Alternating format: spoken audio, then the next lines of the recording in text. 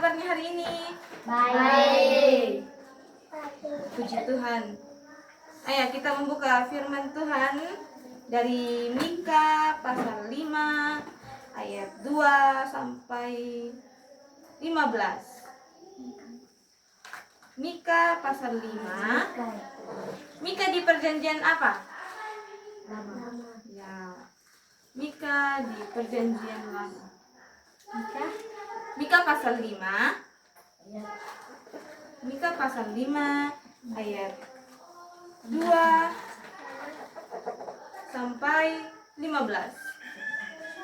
Sudah? Sudah dapat semua? Belum? Sudah? Sudah. Malam.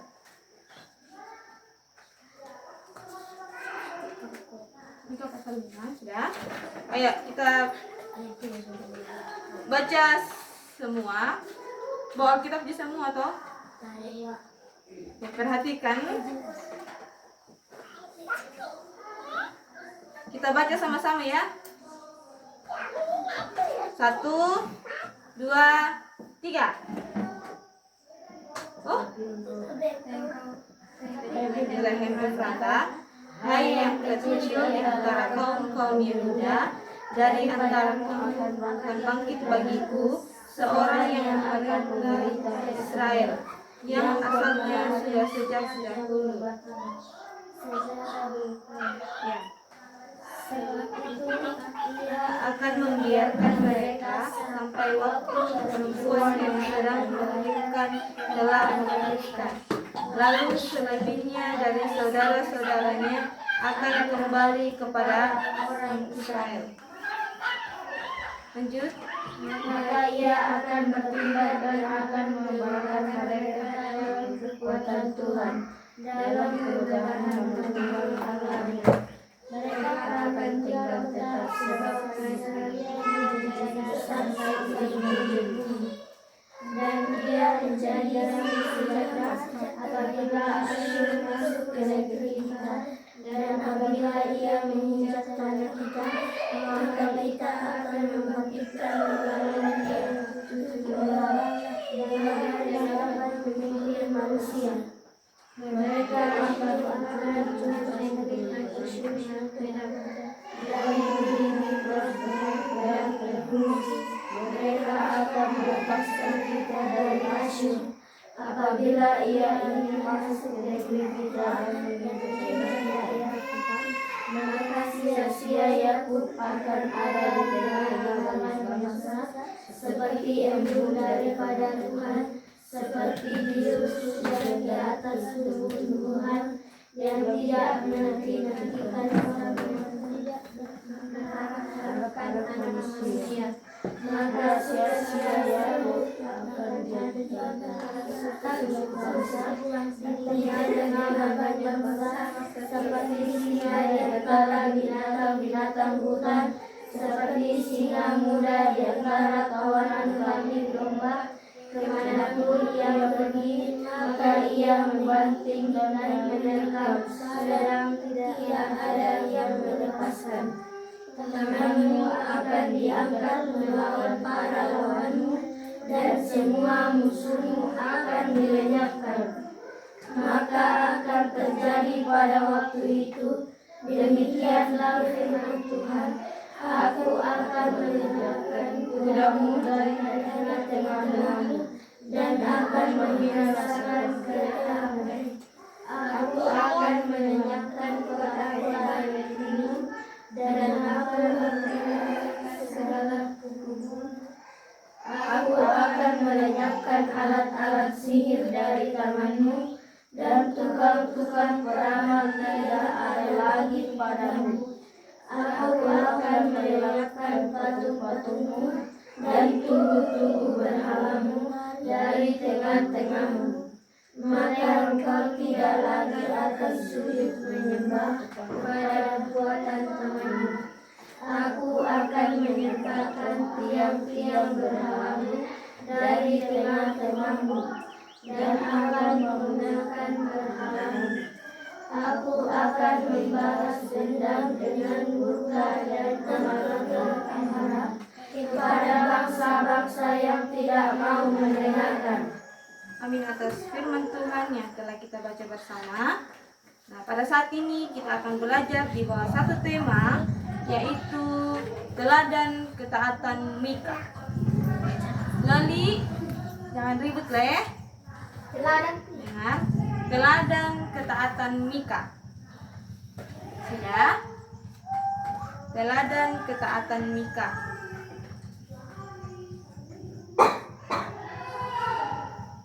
Sudah? Nah, kalau sudah, semuanya dilepas pulpennya dengan baik-baik. Siapa yang pernah mendengar sesuatu yang besar akan terjadi dari hal yang terkecil? Siapa? Misalnya sesuatu yang besar akan terjadi dari hal-hal yang kecil. Nah, kadang hanya kota besar atau orang-orang besar, orang-orang yang punya banyak uang kah atau yang bisa melakukan hal-hal yang besar, yang hanya bisa berkuasa di atas segala-galanya. Tapi Tuhan bisa memakai tempat yang kecil, bahkan orang-orang sederhana, orang-orang yang tidak punya apa-apa, untuk melakukan hal yang luar biasa. Nah, di dalam Alkitab ada seorang nabi yang bernama Mika. Jadi, ini Mika, seorang nabi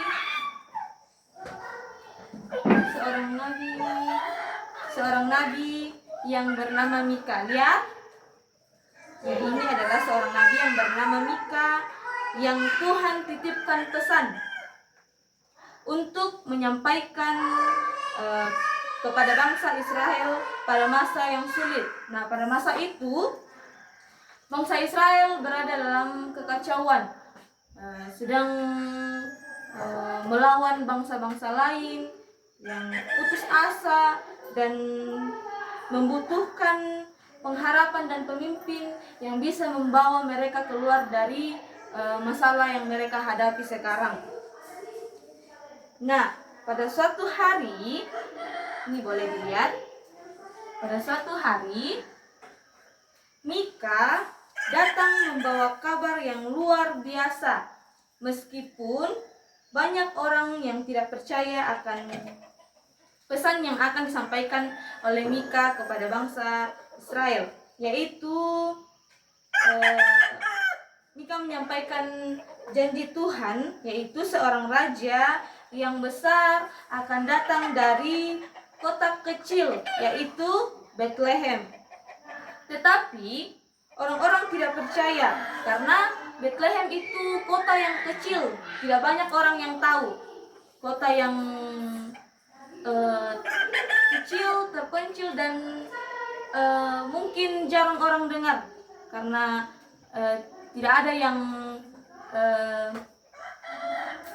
ada yang tahu bahwa kota kecil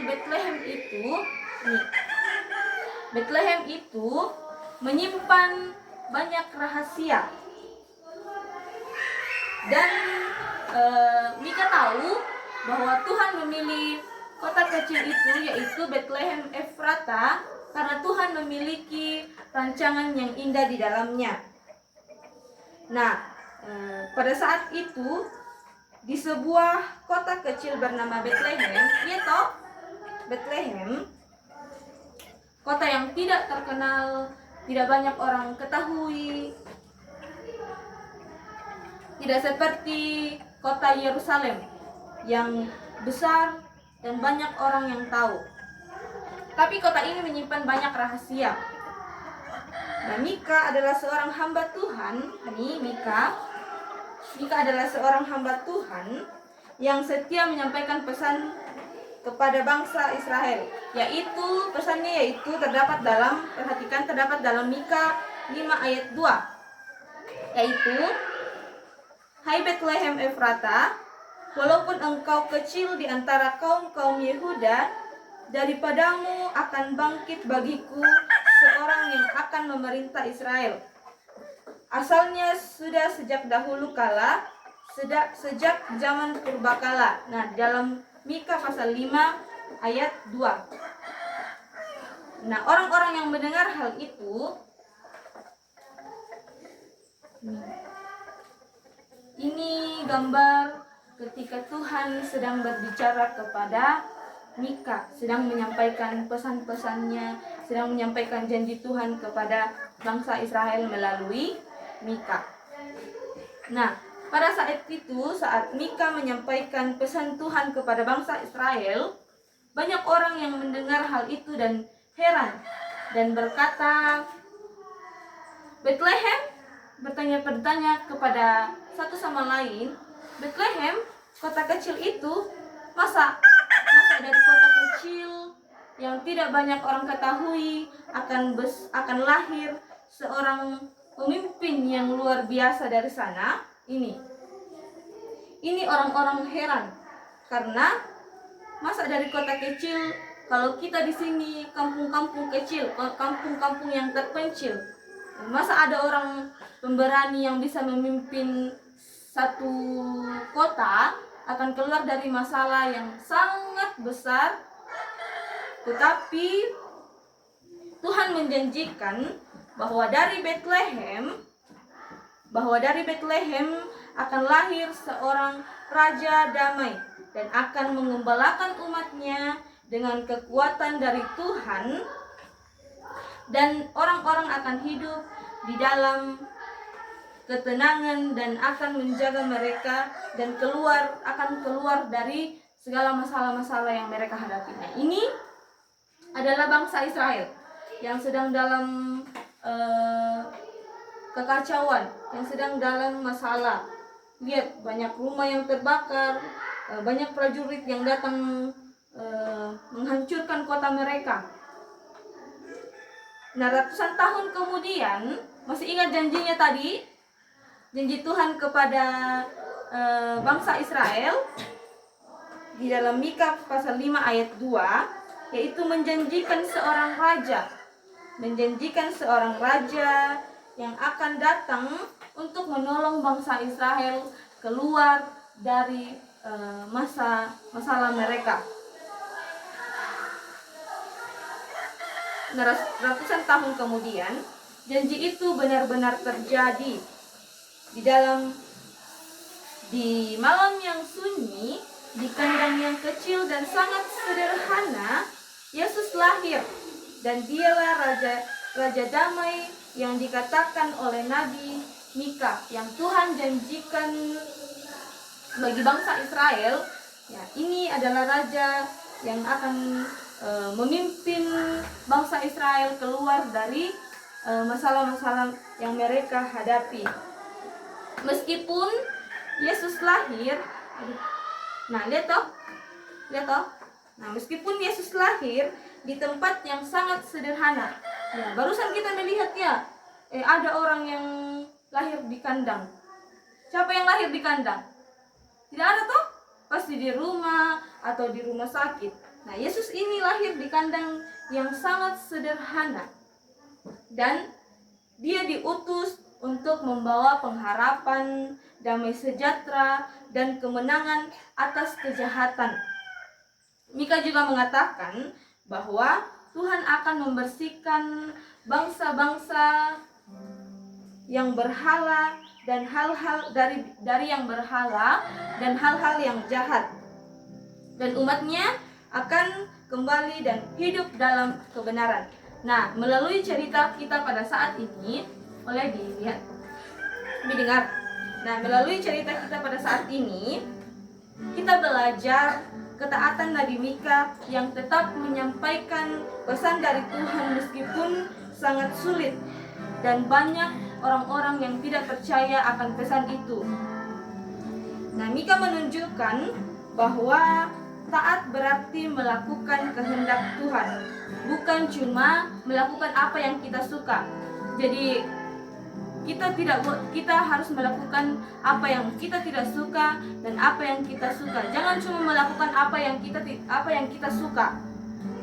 Nah, sebagai anak Tuhan, kita sebagai anak-anak Tuhan yang percaya kepada Tuhan, kita harus taat dan percaya dari hal-hal yang kecil sampai yang terbesar. Dampak besar karena ketaatan itu memiliki dampak besar bagi kehidupan kita dan membawa kita ke dalam kedamaian yang akan Tuhan nyatakan di dalam kehidupan kita. Amin atas kebenaran firman Tuhan pada saat ini. Minggu lalu ada ayat hafalan toh? Siapa yang hafal? Nah, berdiri di tempatnya. Yang hafal. Ayo.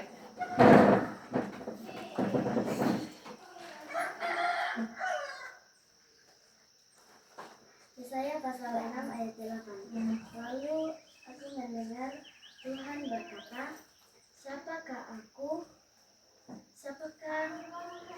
Siapakah yang akan aku utus, dan siapakah yang mau pergi untuk aku?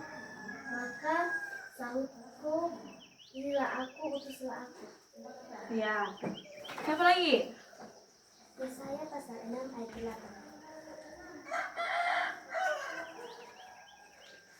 Lalu aku mendengar suara Tuhan berkata, Siapakah yang akan kuutus, dan siapakah yang mau pergi untuk aku? Maka sahutku, inilah aku, utuslah aku. Yang lagi? Yesaya 6 ayat 4. Lalu aku mendengar suara Yesus berkata, Siapakah yang akan kuutus, Dan siapakah? mau pergi untukku? Maka aku. Ya. Terima kasih. Siapa lagi? Oke. Yesaya pasal 6 ayat 8. Lalu aku mendengar suara Tuhan berkata, Siapakah yang akan kuutus, dan siapakah yang mau pergi untuk aku? Maka sahutku, ini aku, utuslah aku. Laki-laki. Masa tidak ada? Masa anak kalah perempuan? Ayo, siapa? Ayo, siapa bisa jawab?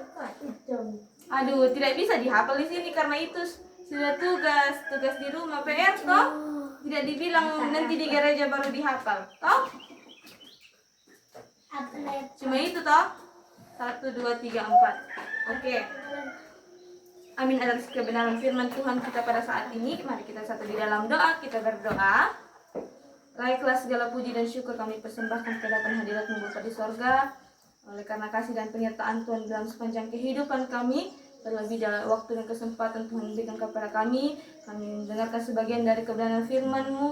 Engkau memberkati kami, biarlah kami dapat berkati juga firman-Mu, biarlah firman-Mu ini menjadi teladan bagi kehidupan kami. Juga kami seperti Mika yang tetap setia menyampaikan pesan Tuhan. Dan pada saat ini kami akan berpisah satu dengan yang lain. Mari Tuhan Engkau memberkati kami, hantar kami dalam sepanjang perjalanan kami, sehingga kami boleh tiba di rumah kami dengan selamat. Di sana nama Tuhan kami puji dan kami permuliakan. Ini menjadi doa kami Bapa, di dalam nama Tuhan Yesus kami berdoa. Amin. Terima kasih, selamat hari Minggu.